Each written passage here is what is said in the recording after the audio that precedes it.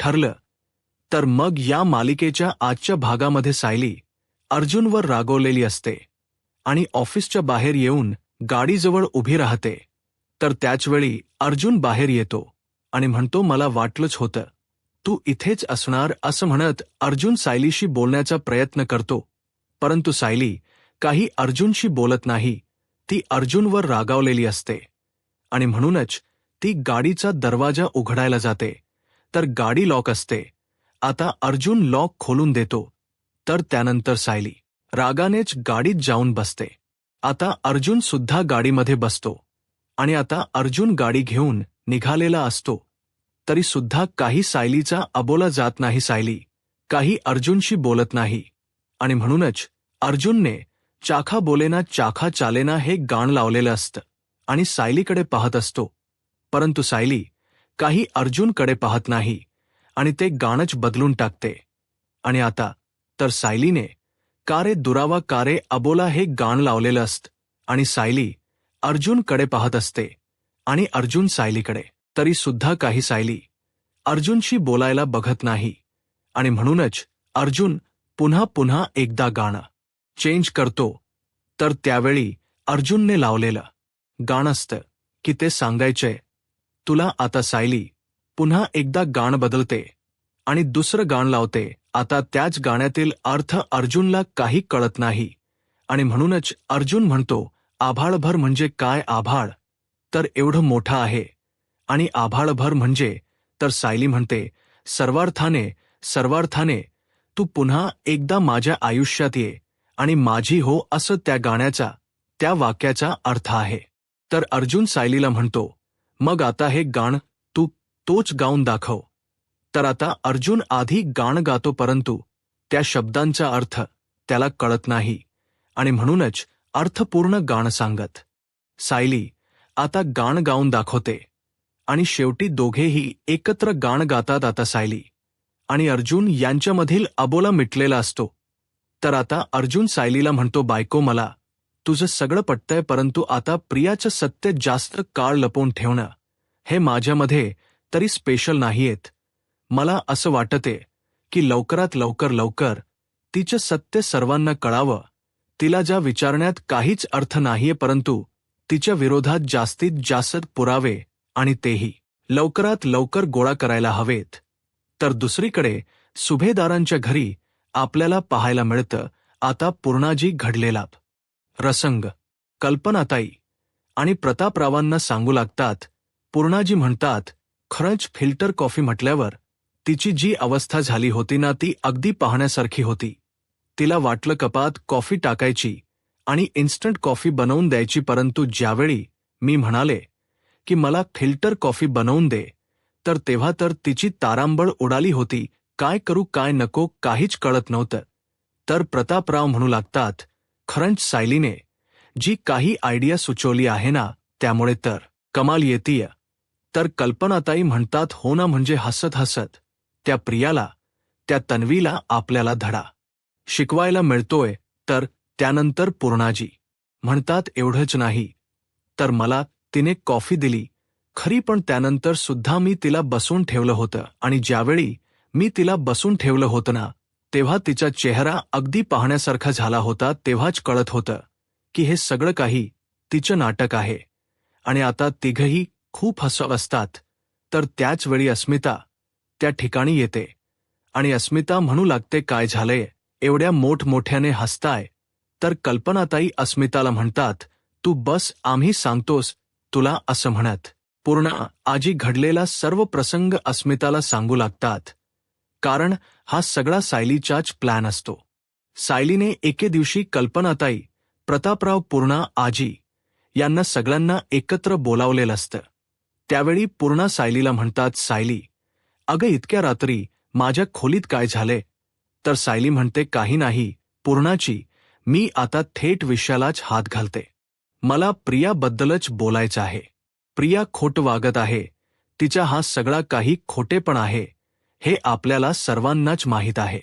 तर कल्पना ताई म्हणतात, हो ना, गेले काही दिवस ती जे काही वागते ते सगळं खोटं वागणं आहे हे आम्हालाही कळतं. प्रतापराव म्हणतात, हो मलाही कळतं पण आपण तिच्या वागण्याकडे दुर्लक्ष करायचा. सायली म्हणते, नाही बाबा, आपण दुर्लक्ष नाही करायचा. तर आता आपण सगळ्यांनीच तिच्या वागण्याकडे लक्ष द्यायचं आहे, म्हणजे अगदी तिच्या वरच राहायचं आहे. तर पूर्णाजी म्हणतात, म्हणजे? तर सायली म्हणू लागते, आता प्रिया जे काही वागते मग तिच्याशीच तुम्ही सुद्धा सगळ्यांनी चांगुलपणानेच वागायचं आहे. म्हणजे तिला विश्वास वाटायला हवा की हो, खरंच घरातील सर्वांनाच माझ्याबद्दल, माझ्या वागण्याबद्दल सगळ्यांना खरं वाटते. मी जे काही वागते ते सगळ्यांना खरं वाटत आहे. हा विश्वास तिच्या मनात निर्माण व्हायला हवा. अश्विन भाऊजी सुद्धा नीट तिच्याशी वागत नाहीयेत आणि म्हणूनच अश्विन भाऊजींना जिंकण्यासाठी तिने रचलेला हा एक डाव आहे. परंतु आता हा डाव आपण तिच्या पद्धतीनेच खेळायचा आहे. तर पूर्णाजी म्हणतात, मग तुम्ही दोघं सुद्धा तिच्याशी नीट का नाही वागत? तुम्ही सुद्धा नीट वागा ना.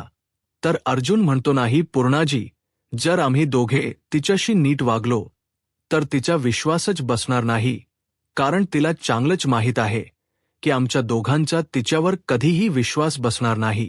आणि म्हणूनच तुम्ही सगळ्यांनी तिच्याशी नीट वागायचं आहे आणि आम्ही तुमच्याशी वाद घालण्याचा प्रयत्न करू, म्हणजे तिला वाटेल की खरंच घरात सर्वजण माझी बाजू घेतायत आणि आता सायली अर्जुन यांच्याशी वाद घालतायत. तर आता अर्जुन म्हणतो, प्रियाला असं वाटलं पाहिजे की सर्वजण आपल्या सोबत आहेत. तर आता कल्पनाताई अर्जुनला म्हणतात, अर्जुन, तू तन्वीला प्रिया म्हणालास, चुकून म्हणालास का? आता अर्जुनला काय सांगावं काहीच कळत नाही. तर त्यावेळी अर्जुन म्हणतो, हो, म्हणजे काय झालं ना, बायको सतत प्रिया प्रिया करत असते ना, म्हणून माझ्याही तोंडावर तोच शब्द बसला आहे आणि म्हणून मी नकळतच प्रिया म्हणालो. तर आता सायली म्हणू लागते, पूर्णाचीही प्रिया कशी आहे ही आपल्या सगळ्यांनाच माहीत आहे. तिने केलेला खोटेपणा आपल्या सगळं यांना माहीत आहे. जेव्हा जेव्हा ती घराबाहेर पडली तेव्हा तेव्हा तिने खोटेपणाच केला आहे, काही ना काही कारस्थान केला आहे. आणि म्हणूनच आता तुम्ही सर्वांनी तिच्याशी गोड बोलायचं आहे, गोड वागायचं आहे आणि तिला घरच्या कामांच्या छोट्या छोट्या जबाबदाऱ्या तिच्यावर सोपवायच्या आहेत.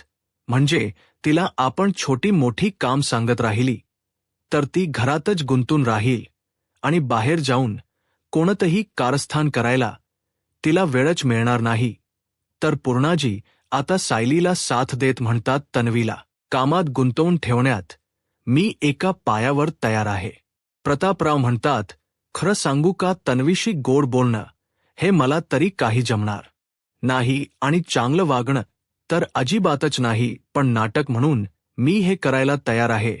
तर कल्पना ताई म्हणतात, मी सुद्धा आता सर्वांनी सायली अर्जुनला साथ दिलेली असते आणि आता हा घडलेला प्रसंग ज्यावेळी अस्मिताला सांगतात त्यावेळी अस्मिता खुश होत म्हणते, खरंच किती छान कल्पना आहे ना.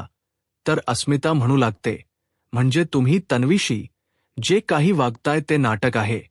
तर कल्पना ताई म्हणतात, हो, अगदी 100 नाटक आहे. कल्पना ताई म्हणतात, खरंच सांगू का मला तर ती तन्वी डोळ्यासमोरही नको आहे. प्रतापराव म्हणतात, जाऊ देत ना, आता ती त्या निमित्ताने घरची 4 काम करते ना, मग झालं. तर आणि हो, त्या निमित्ताने का होईना, परंतु तिच्या बाहेरच भटकणं कमी झालं ना, हेच तर आपल्याला हवं आहे. तर पूर्णा आजी म्हणतात, अगदी सुतासारखी सरळ झाली आहे ती आणि हो, आता उद्या तिला कोणत्या कामात गुंतवून ठेवायचं याचा विचार करायला हवा. तर अस्मिता म्हणू लागते, खरंच छान आहे. खरं सांगायचं का, नाटक म्हणून का होई ना, परंतु आता तुम्ही सर्वच जण तन्वीशी नीट वागत आहात, मग असंच नाटक म्हणून सचिनच्या बाबतीत नाही का होऊ शकतं. आता मात्र सर्वच जण शांत होतात. सचिनला असंच परक्यासारखं राहावं लागणार आहे का या घरात? तन्वीला खोटं का होई ना, परंतु तुम्ही तिच्याशी नीट वागण्याचं नाटक तरी करताय, मग तुम्ही सचिनला एक खरी संधी देऊन तर बघा ना. त्याच्या एका छोट्या चुकीमुळे त्याला आता तुम्ही फासावर लटकवणार आहात का, असं म्हणत अस्मिता सचिनसाठी घरच्या समोर संधी मागत असते. आता कोणी काहीच बोलत नाही, सर्वजण शांत असतात आणि म्हणूनच अस्मिता म्हणू लागते, मी जे काही बोलते त्याचा काहीच परिणाम होऊ शकत नाही. हे मला कळतंय, आपण सर्वजण एकाच घरात राहतोय, परंतु एकमेकांचं मन मात्र ओळखू शकत नाही. आता कोणीच अस्मिताच्या प्रश्नाचे उत्तर देत नाही आणि म्हणूनच अस्मिता तिथून निघून जाते. तर दुसरीकडे पाहायला मिळतं सायली अर्जुनला म्हणते की प्रिया ही खरी तन्वी नाही. हे ज्यावेळी घरच्यांना कळेल त्यावेळी मात्र घरच्यांसाठी हे मोठं धक्कादायक असेल आणि ते सगळं सहन करणं हे घरच्यांना खूप कठीणही जाईल. आणि इतकं मोठं सत्य सांगताना आपल्याला कुठलीही शासनता बाळगायला नको, कारण तन्वीला अशी एकही संधी मिळायला नको की ती आपल्याला खोट पाडेल. आपल्याला खोट पाडायला प्रियाला वावच मिळायला नको, नाहीतर ती सुभेदारांना आणि किल्लेदारांना वेठीच धरेल.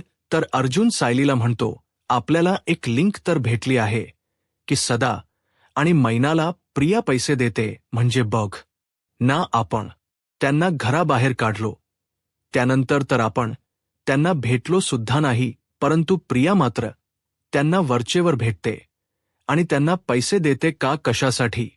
तर सायली अर्जुनला म्हणते, प्रिया त्यांना पैसे देते हे प्रियाच्या बंकेकडून कळू शकत ना? तर अर्जुन म्हणतो, नाही, ते कळू शकत नाही, कारण प्रिया कॅश त्यांना देते, त्यामुळे हे सत्य कळणार नाही की ही कॅश तिने नक्की कोणाला दिली आहे. परंतु जर मागच्या काही दिवसांमध्ये मोठी अमाऊंट विड्रॉ झाली असेल तर त्या बाबतीत मात्र आपल्याला नक्कीच कळेल. तर सायली अर्जुनला म्हणते, पण प्रियाची बंक आपल्याला डिटेल्स कसे देईल? तर अर्जुन म्हणतो, हो तेही आहेच, परंतु सिनियर देईल ना. मी थांब, सिनियरलाच फोन करतो, असं म्हणत आता अर्जुन रविराज सरांना फोन करायला घेतो. आता रविराज सर फोन उचलतात आणि म्हणतात, बोल ज्युनियर. तर अर्जुन म्हणू लागतो, सिनियर मला तुझी एक हेल्प हवी आहे. रविराज सर म्हणतात, बोल ना. तर अर्जुन म्हणतो, सिनियर मला ना तन्वीच्या सगळ्या बंक डिटेल्स बद्दल स्टेटमेंट हवे आहेत, म्हणजे ती नक्की कोणाला पैसे देते आहे, तिच्या बंकमध्ये अमाऊंट किती आहे, या सगळ्याबद्दल. तर रविराज सर म्हणतात, हे अचानकच नक्की कशासाठी?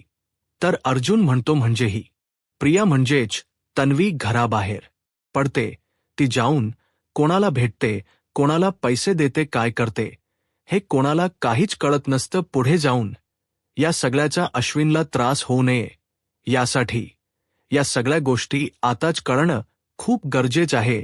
रविराज सर म्हणतात, तस या सगळ्या गोष्टीला उशीर झालाच, आणि खरं तर तिच्या या वागण्याची नाटक ही काही दिवसापासून नाही तर अगोदरपासून आहेत. ती जेव्हापासून इथे राहायला आली आहे ना, तेव्हापासून ती विचित्रच वागते. खरं तर तिच्या प्रेमात मी आंधळा होतो, परंतु ती पट्टी माझ्या डोळ्यावरून मी कधीच काढून टाकली आहे, त्यामुळे मी तुला सर्व डिटेल्स देईनच. अर्जुन म्हणतो, सिनियर मला डिटेल्स मिळतील ना? तर अर्जुनला रविराज सर म्हणू लागतात, अर्थातच, आणि तीच बंक अकाउंट ज्या ब्रांचमध्ये आहे तिथील मॅनेजरशी मी बोलून ठेवतो, म्हणजे तुला तिथे जाऊन काहीच प्रॉब्लेम येणार नाही. अर्जुन म्हणतो, बर ठीक आहे सिनियर, मला तिचे बंक डिटेल्स तू पाठव, तोपर्यंत मी आणि सायली त्या ब्रांचमध्ये जाऊन भेटतो. तर आता रविराज सर म्हणतात की हो बरं ठीक आहे, मी तुम्हाला लगेचच पाठवतो. आता अर्जुन सायलीला म्हणतो की आता आपल्याला हे काम लगेच करून घ्यावं लागेल, आपल्याला त्या बकमध्ये जावं लागेल, तोपर्यंत सिनियर आपल्याला सगळे डिटेल्स पाठवेलच, असं म्हणत सायली अर्जुन बंकेत जायला निघालेले असतात. तर दुसरीकडे रविराज सर आता बंक मॅनेजरला फोन करतात आणि म्हणू लागतात, माझं एक तुमच्याकडे काम आहे, असं म्हणत त्यांचं बोलणं चालू असतं. तर दुसरीकडे पाहायला मिळतं सुमन काकू त्यांच्या रूममध्ये येताच त्यांना सगळ्या जुन्या आठवणी आठवू लागतात.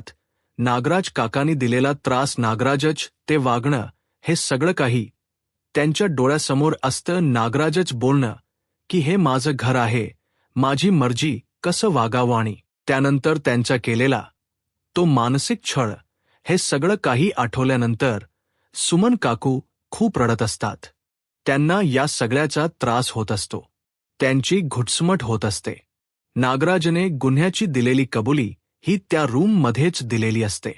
तर त्यानंतर नागराजने जबरदस्तीने सुमन काकूंना भरवणं हा घास नागराजचा, तर त्यानंतर त्यांचा गळादाबत जीव घेण्याचा केलेला प्रयत्न, या सगळ्या गोष्टी त्यांच्या डोळ्यासमोर असतात आणि या सगळ्यामुळे त्या अस्वस्थ होतात, त्रास होऊ लागतो.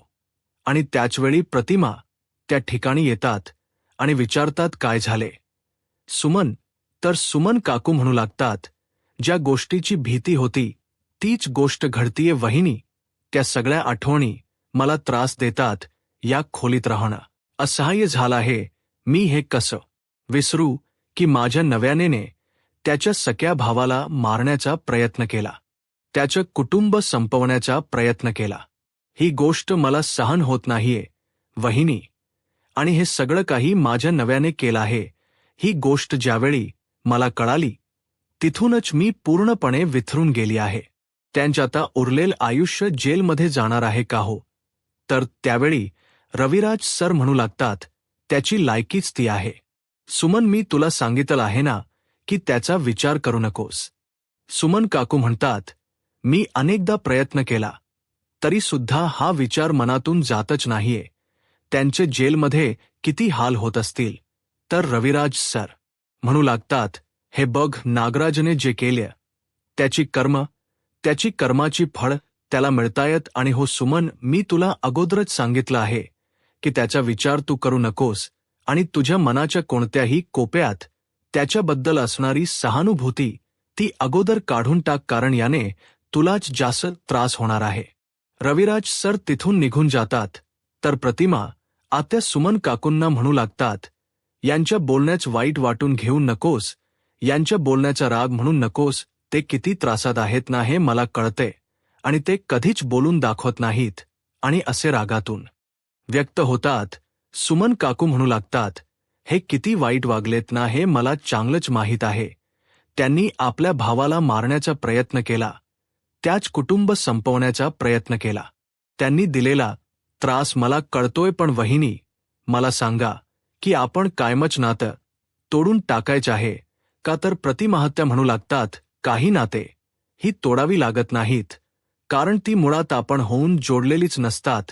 प्रतिमा हत्या सुमन काकूंना म्हणतात, मला सांग सुमन, तू नागराज भाऊजींवर एवढं जीवापाड प्रेम करतेस आणि अजूनही तू करत राहतेस, मग मला सांग, त्या माणसाने तुझ्यावर इतकं प्रेम कधी केलं का? आता मात्र सुमन काकू शांतच होतात.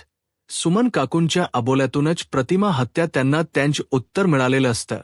तर प्रतिमा आत्या पुढे म्हणू लागतात, आणि काही नात्यांना तर अर्थच नसतो. म्हणजे बघ ना, माझं आणि तन्वीच नातं म्हणायला ती माझी मुलगी आहे, परंतु तिच्याबद्दल प्रेम, आपुलकी, माया मला कधी वाटलीच नाही. म्हणजे तिच्याबद्दलचा आपलेपणा मला कधी जाणवलाच नाही. तिने कितीही चांगलं वागण्याचा प्रयत्न केला तरी सुद्धा सतत ती मला परकीच वाटत राहिली. आणि असाच परकेपणा नागराज भाऊजींच्या बाबतीत तुझ्या मनात आलं म्हणजे खरंच मिळवलं.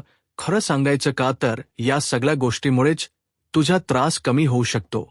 आणि तुला जर स्वतःला या सगळ्यातून सावरायचं असेल तर तुला आता त्यांचा विचार करणंच सोडावं लागेल. तर सुमन काकू म्हणू लागतात, वहिनी, खरं सांगू का, तन्वी जर तुमच्या संस्कारात वाढली असती तर तिने असा खोटेपणा केलाच नसता, परंतु याला सुद्धा तिचे काका जबाबदार आहेत, हे सुद्धा तितकंच खरं आहे. तर आता प्रतिमाहत्या म्हणू लागतात, सुमन, अग संस्काराच काय घेतलेस? अगं बघ ना, सायली ही सुद्धा तिच्या सोबतच होती ना, म्हणजे मधुभाऊंच्या संस्कार करतच सायली आणि रिया एकत्रच लहानाच्या मोठ्या झाल्यात ना, तरी सुद्धा त्या दोघांमध्ये किती फरक आहे. अगदी आपल्या घरात सुद्धा आपण हे अनुभवलं आहे. एकाच घरात वाढलेले दोन भाऊ रविराज आणि नागराज भाऊजी, परंतु त्या दोघांमध्ये किती फरक आहे, ते दोघे कसे आहेत हे तर आपण पाहिले ना, आणि तेच तर आपण अनुभवतोय. मग आता तन्वीच तू काय घेऊन बसलीस? तन्वी कोणाच्याही घरात कुठल्याही संस्कारात वाढली असती तरी सुद्धा तिला जसं वागायचंय तसंच ती वागली असती, स्वार्थी, फक्त स्वतःचा विचार करणारी आणि कधीही कोणाच चांगलं न बघणारी. तर या सगळ्या गोष्टींच्या विचाराने इथे मात्र सुमन काकू आणि प्रतिमाहत्या या दोघींनाही तितकाच त्रास होत असतो. तर दुसरीकडे पाहायला मिळत सायली, अर्जुन बंकेत पोहोचलेले असतात. आता बंकेत पोहोचताच मॅनेजर साहेबांशी आणि रविराज सरांच्या अगोदरच बोलणं झाल्यामुळे ते लगेच आता सायली, अर्जुनला बंक डिटेल्स दाखवतात. आता तन्वी किल्लेदार म्हणजेच तन्वी सुभेदार हिचे बंक डिटेल्स सायली, अर्जुनला दाखवण्यात येतात. तर अर्जुन म्हणू लागतो, यात तर फारसे पैसे नाहीयेत. मग एवढे कमी पैसे असताना मग त्या लोकांना हे पैसे कसे पुरवू शकते? तर सायली म्हणते, तेच तर कळत नाहीये की हे पैसे नक्की कुठून पुरवतीये, परंतु आपल्याला आता कसं कळणार? तर अर्जुन म्हणतो, एक मिनिट, आपण या सगळ्या गोष्टीवर शांतपणे विचार करूयात. परंतु ही 20,000 सदा महिन्याला दर महिन्याला देते, ती कधीपासून देते हे अगोदर आपल्याला बघावं लागेल. तर आता सायली, अर्जुन, तू महिना पाहतात? तर त्यावेळी सायली म्हणते, हा तर तोच महिना आहे ज्या महिन्यात आपण सदा महिन्याला घराबाहेर काढलं होतं. तर अर्जुन म्हणतो, तो म्हणजे तेव्हापासूनही त्यांना 20,000 रुपये महिन्याला देत आली आहे. पण का, कशासाठी हे आपल्याला कळत नाहीये. यावर आपण नंतर बोलू असं म्हणत आता अर्जुन मॅनेजर साहेबांना म्हणतो, सर, आम्हाला याबद्दलची या सगळ्या डिटेलची प्रिंट मिळेल का? तर ते म्हणू लागतात, हो मिळेल ना. असं म्हणत ते सायली, अर्जुनला प्रियाच्या सर्व बंक डिटेल्स बद्दलची प्रिंट देतात. तर दुसरीकडे पाहायला मिळतं, आता प्रिया मैनाशी फोनवर बोलत असते आणि प्रिया म्हणू लागते, तुम्हाला काय गरज होती की मी तुम्हाला कर्ज देते असं बोलायची? त्या सायरीला पटेल असं काहीतरी कारण द्यायचं होतं ना. तर मैना प्रियाला म्हणते, ती अचानक समोर आली आणि मला काय बोलावं काहीच कळत नव्हतं. त्यावेळी मला जे सुचलं ते मी बोलले. तर प्रिया म्हणू लागते, तुम्हाला सुभेदारांनी घराबाहेर काढल्यानंतर मी तुम्हाला पैसे देते. ही गोष्ट सायलीला कळाली तर कसं चालेल सांगा ना. या सगळ्यामुळे मी किती गोष्टींना सामोरे जाते हे तुम्हाला कळत नाहीये का? तर मैना म्हणू लागते, ती सायली अचानक खरी आली आणि फौज संसारासारखे एकापेक्षा एक प्रश्न विचारू लागली, एकावर एक प्रश्न विचारू लागली. मग आम्ही काय करायचं काय पण सुचू देत नव्हती ती पोरगी. मग मी काय करणार? आलं तोंडाला ते बोलले, खडाखडा, यात काय माझी चूक आहे? तर प्रिया म्हणते, आता प्रिया मैनावर चिडते आणि म्हणू लागते, मी तर फार कोपरापासून हात सोडते, परंतु यापुढे सायली, अर्जुन तिथे दिसलेत तुमच्या घराच्या आसपास जरी आलेत ना तरी मला फोन करायचा, एवढंच काय? तिने जर तुम्हाला विचारलं सकाळी जेवलात का तरी सुद्धा नाही म्हणायचं डोक्यात शिरते का काही? आता मात्र मैना म्हणते, हो शिरते, पण आता मैना पुढे काही बोलणार परंतु प्रियाने फोन कट केलेला असतो आणि प्रिया घाबरूनही गेलेली असते. आता घडलेल्या सगळ्या गोष्टींचा प्रिया विचार करते आणि मनाशीच म्हणते, होळीच्या दिवशी अर्जुन माझा पाठलाग करत होता आणि आता ही सायली, म्हणजे या दोघांच्याही डोक्यात नक्की काय शिजते, यांना नक्की काय सिद्ध करायचंय मला तर काहीच कळत नाही. प्रियाला चांगलाच घाम फुटलेला असतो. सायली, अर्जुन नक्की कोणत्या गोष्टीचा शोध घेतायत हे मात्र प्रियाला अद्यापही कळालेलं नसतं. घाबरलेली प्रिया विचार करत म्हणते की नाही, आता स्वतःला वाचवण्यासाठी काहीतरी करायला हो, या सगळ्यातून बाहेर पडायलाच हो. परंतु सायली, अर्जुन काहीतरी माझ्या विरोधात प्लॅन करतायत हे मला शोधावं लागेल. परंतु कसं शोधायचं, कसं कळणार की यांच्या डोक्यात नक्की काय चालू आहे? आता या सगळ्या गोष्टींचा प्रिया विचार करत असते आणि त्याचवेळी अश्विन घरी आलेला असतो. आता अश्विनकडे पाहताच प्रिया मनाशीच म्हणते, आता हात थोबाड पडून का आला याला? तर सायली, अर्जुनने काही सांगितलं तर नसेल ना माझ्या विरोधात? सायली, अर्जुनने याचे कान तर भरले नसतील ना? आता घाबरलेली प्रिया अश्विनशी बोलायला जाते आणि म्हणते, अश्विन, काय झाले? तुला कोणत्या गोष्टीचा त्रास होतोय का? काही प्रॉब्लेम झालाय का? तर अश्विन प्रियाकडे रागाने पाहतो आणि प्रियाला म्हणतो, प्रॉब्लेम कशाला म्हणायचं आणि कशाला नाही हेच तर मला आता कळत नाहीये. आता घाबरलेली प्रिया घाबरतच अश्विनला म्हणते, हे बघ अश्विन, तुला जर काही कळलं असेल तर अश्विन म्हणतो, कळलंय मला, कळलं मला. आता मात्र प्रिया म्हणते, कळलं नक्की काय? कळलंय अश्विन. तर अश्विन प्रियाला म्हणतो, या जगातन गरीब होणं सगळ्यात मोठं पाप आहे. आता अश्विनच्या या बोलण्याचा प्रियाला काही अर्थ कळत नाही आणि म्हणूनच प्रिया अश्विनला विचारते, म्हणजे? तर अश्विन म्हणतो, म्हणजे आज एका गरीब माणसाने हॉस्पिटलमध्ये माझ्या बॅगेतून पैसे चोरण्याचा प्रयत्न केला. आम्ही ज्यावेळी त्याला पकडलं आणि तेव्हा विचारलं, त्यावेळी असं कळालं की त्याला त्याच्या मुलाच्या उपचारासाठी पैशांची गरज होती आणि म्हणूनच त्याने पैसे चोरण्याचा प्रयत्न केला. आणि ज्यावेळी आम्हाला सत्य कळालं की त्याच्या मुलाच्या उपचारासाठी पैसे हवे होते, त्यावेळी मात्र पैसे चोरण्यापेक्षा मला तर दुसऱ्याच गोष्टीचा राग आला की या जगात गरिबी माणसाला काय काय करायला लावते, काय काय करायला भाग पाडते. आता अशा व्यक्तीला चोर म्हणायचं की नाईलाज म्हणून समजून घ्यायचं, असं अश्विन पुढे काही बोलणार, परंतु त्यावेळी प्रिया उत्तर देत म्हणते, समजून घ्यायचं हो अश्विन. अशावेळी त्या व्यक्तीला समजून घ्यायचं. आता नाटकी प्रिया नाटक करत अश्विनला म्हणते, अश्विन, तुला माहीत आहे का, रस्त्यावर झोपणारी आणि गरीब माणस मला दिसलीत ना की खरंच खूप वाईट वाटत रे, पण मी माझ्या परीने त्यांना मदत करत असते. अश्विन म्हणतो, हो. तर प्रिया म्हणते, हो अश्विन, मी नेहमीच गरिबांना मदत करत असते. तर अश्विन प्रियाला म्हणतो, म्हणजे मदत म्हणजे नक्की तू काय करतेस? तर प्रिया अश्विनला म्हणते, कळेलच तुला. आता अश्विनला मात्र काहीच कळत नसतं की प्रियाला नक्की काय बोलायचं आहे. तर दुसरीकडे पाहायला मिळतं, अस्मिता आणि सचिन जेवायला बसलेले असतात. तर त्यावेळी अस्मिता म्हणू लागते, मला तर नीट चालतही येत नाहीये.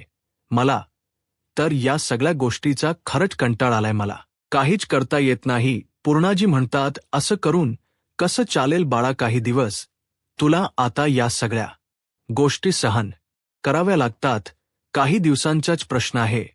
या सगळ्या गोष्टी तुला सांभाळून घ्याव्या लागतील. तर आता सचिन नाटक करत म्हणतो, अस्मी, अगं मला खरंच खूप गिल्टी वाटते. अस्मिता विचारते, का, काय झालं? सचिन म्हणतो, अगं तुझा हा त्रास मी कमी करू शकत नाही ना, याचं मला वाईट वाटते. अस्मिता म्हणते, काहीच हरकत नाही. एकदा का बाळ जन्माला आलं की तू त्यानंतर सगळी भरपाई करशील. त्याला हवा तेवढा वेळ देशील, हो ना, हो की नाही मम्मा?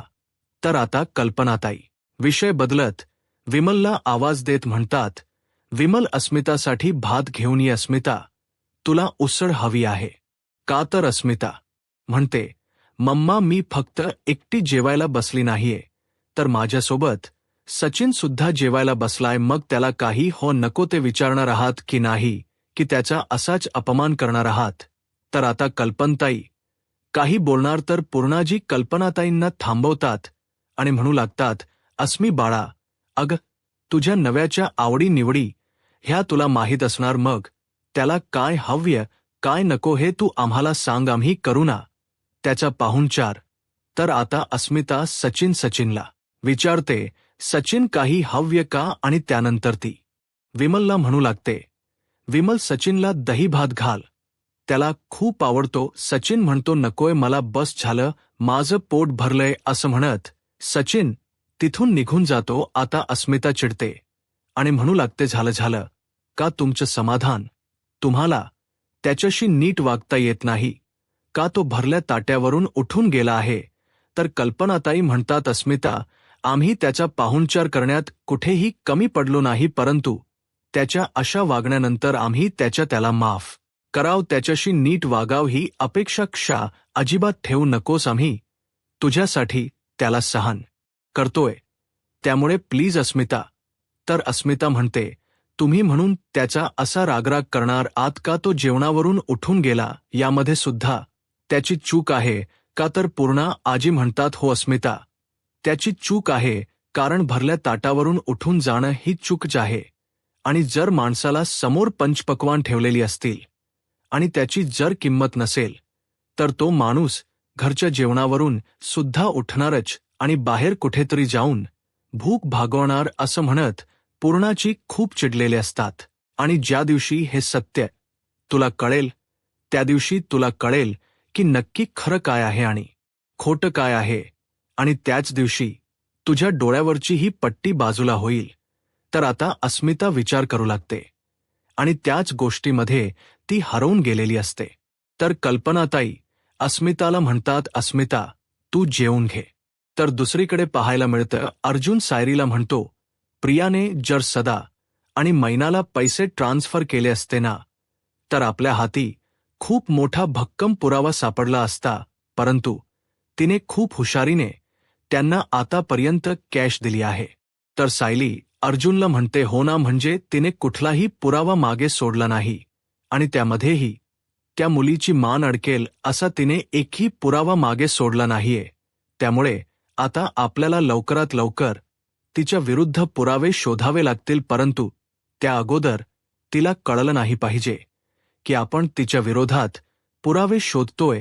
हे जर तिला कळलं ना, तर ती सगळे पुराव्यांचे दरवाजेच बंद करेल. तर अर्जुन सायलीला म्हणतो की मला खात्री आहे की ती आता अलर्ट झाली असेल, कारण तू सदा महिलाला जाऊन भेटलीस हे त्या दोघांनी आत्तापर्यंत त्याप रियाला सांगितलंही असेल. तर आता सायली विचार करू लागते. तर सायली अर्जुनला म्हणते, जर आपण तिला जाब विचारला नाही तर तिला संशय येईल. म्हणजे मी सदा महिन्याला जाऊन भेटले, मला सत्य कळालं, मी पैसे देताना तिला पाहिलं आणि तरी सुद्धा मी जर तिला जाब नाही विचारला तर तिला संशय येईल की एवढं सगळं कळून सुद्धा सायली मला जाब का विचारत नाहीये. तर अर्जुन सायलीला म्हणतो, अगदी खरं आहे, आता आपण जाऊन तिला जाब विचारूयात आणि हो, ती जे काही उत्तर देईल ते विश्वास बसला आहे असंच दाखवायचं आहे. म्हणजे तिला वाटलं पाहिजे की हो, मी जे काही उत्तर दिले त्यावर वर सायली अर्जुनचा विश्वास बसलाय. परंतु त्यानंतर आपण ख्या सत्तेचा शोध घ्यायचा आहे. तर सायली अर्जुनला म्हणते, ठीक आहे, आत्ताच आपण तिला जा विचारूयात. असं म्हणत सायली अर्जुन गाडीतून खाली उतरत असतात. त्यावेळी समोरून जाणारी माणस पाहून सायली अर्जुनला म्हणते, ही कोण माणस आहेत आणि आपल्या घराच्या दिशेने का जात आहेत. तर अर्जुन म्हणतो, चल आपणच जाऊन बघूयात, तरच आपल्याला कळेल. आता सायली अर्जुन गाडीतून खाली उतरतात आणि नक्की काय चाललंय, ही माणस आपल्या घराच्या दिशेने का जात आहेत हे सगळं पाहत असतात. तर त्याचवेळी इथे पाहिलं तर अश्विन आणि प्रिया बाहेर असतात. आता ती गरीब माणस त्या दोघांच्या समोर उभी राहतात. त्यावेळी प्रिया नाटक करत म्हणते, गेले काही महिने आपली भेट होतच आहे, मी तुम्हाला काही ना काही मदत करतच आहे, परंतु आज सुद्धा त्याच निमित्ताने आपण इथे भेटलो आहोत. काही महिने मी तुम्हाला येऊन भेटते. तुम्ही काही जण मंदिराच्या बाहेर असता, काही रेल्वे स्टेशनवर असता आणि तुमचे ते हालाकीचे दिवस पाहून मला खूप वाईट वाटलं आणि म्हणूनच मी तुम्हाला नेहमी मदत करत आले, परंतु आजची ही मदत मी माझ्या नव्याच्या हस्ते करणार आहे. अश्विन, ये पुढे तू दे पैसे आणि तू त्यांना मदत कर. असं म्हणत आता प्रिया अश्विनला पुढे करत पैसे द्यायला सांगते. तर त्यानंतर अर्जुन म्हणू लागतो, हा काय प्रकार आहे. तर सायली म्हणते, काही नाही, सदा महिन्याला पैसे देते, हे सत्य लपवायचे आहे आणि म्हणूनच ही नाटक आहेत ना. तर आता अश्विन म्हणतो, एक मिनिट, तन्वी काहीतरी चांगलं करत आहे आणि तरी सुद्धा तुम्ही तिला बोलत आहात का. आज ती जे वागते त्याचा मला अभिमान आहे. खरंच तन्वी, मला तुझा अभिमान आहे. अगं, मी तुझ्याबद्दल काय बोलू, मला काहीच कळत नाही. अर्जुन म्हणतो, ती सदा महिन्याला पैसे देते तरी तुला तिचा अभिमान वाटतोय का. तर अश्विन म्हणतो की हो, कारण मला ते माहीत आहे, तिने माझ्यापासून हे सत्य लपवलं नाही. जेव्हापासून सदा महिना या घराबाहेर पडले त्यानंतर प्रिया त्यांना मदत करते, कारण ते प्रियाच्या हातापाया पडलेत. प्रियाचा तन्वीचा नाईलाज होता, कारण जर गरीब माणसं तिच्या समोर हातापाया पडत असतील तर ती मदत करणारच ना, आणि तिने सुद्धा तेच केलं आहे.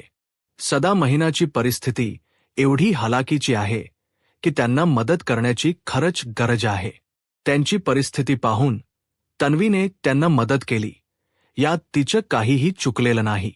अर्जुन म्हणतो, ज्या माणसांना आपण धक्के मारून घराबाहेर काढलं त्याच माणसांना तुझी बायको मदत करते आणि तरी सुद्धा तुला तिला काहीच विचारायचं नाहीये.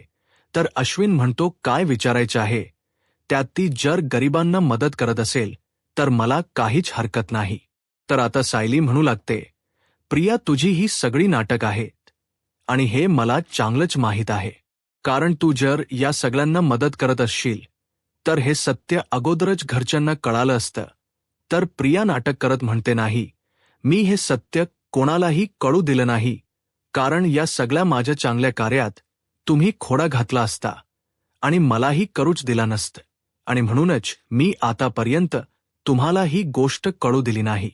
आता प्रियाचा खोटेपणा सायली अर्जुनला कळालेला असतो, परंतु आपला तिच्यावर विश्वास बसलाय असं सायली अर्जुन दाखवतात. तर येणाऱ्या पुढील भागामध्ये आपल्याला पाहायला मिळतं सायली अर्जुनला म्हणते की आपण तिचं सगळं ऐकून तर घेतलं आहे, तिचा हा खोटेपणा आपल्याला तर कळाला आहे, पण या सगळ्याची शिक्षा तर तिला मिळायलाच हवी. तर अर्जुन म्हणतो हो, म्हणजे सायली 2-0 आता तन्वीला शिक्षा देणार. तर आता सायली घरात येते आणि येताना त्या सगळ्या गरीब माणसांना घेऊन येते. तर आता प्रिया नाटक करत म्हणते, मी तर यांना पैशाची मदत करून पाठवून दिलं होतं ना.